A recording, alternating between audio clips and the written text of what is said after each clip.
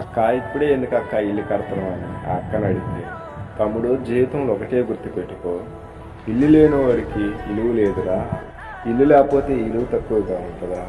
వచ్చిన చుట్టమైనా సరే, బంధుత్వమైనా సరే, బయట వాడైనా సరే, ఇల్లు లేకపోతే మనం ఇలువ తక్కువగా చూసి మాట్లాడతామా? చెడిపోయిన దానికైనా ఇల్లు ఉంటుందో లేదో తెలియదు, కానీ ఇల్లు లేనివాడికి ఇల్లు ఉండదురా. తాగుపోతాడైనా పర్వాలేదు, వాడు ఇల్లు కట్టాడు చూడ బ్రహ్మాండం కట్టాడు అంటారు.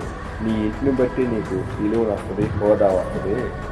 ఈ లోకంలో తాగుబోతుడికి, చెడిపోయిన ఆడదానికి ఇలువ లేదు. నువ్వు తినపోయిన నిన్ను అడిగేవాడు ఎవడు లేదు. ₹1,00,000 అప్పు చెయ్యి, నువ్వు ₹1,00,000 అప్పు చేసావు నిన్ను ఎవడు అడగరా? అందుకే తమ్ముడు, నీవు కట్టుకునే గుడ్డను బట్టి, నీ ఇంటిని బట్టే నీ హోదా పెరుగుతుందిరా. నీకు సమాజంలో కూడా గౌరవిస్తారు. వచ్చిన బంధుత్వమైనా సరే, చుట్టమైనా సరే, బయటవాడైనా సరే, అందరికీ ఇవ్వాలన్నా మర్యాద ఇవ్వాలన్నా నువ్వు కట్టుకునే గుడ్డను బట్టి, నీ ఇంటిని బట్టి అనిపించేసి నేను ఎవడు నీకు మర్యాద సమాజంలో. ఇది ఒక్కటి గుర్తుపెట్టుకోవాలి తమ్ముడు అని అంటారు ఈ అక్క. మిత్రమా, ఇది ఒక్కటి గుర్తుపెట్టుకో జీవితంలో. ఈ అక్క చెప్పే సమాధానం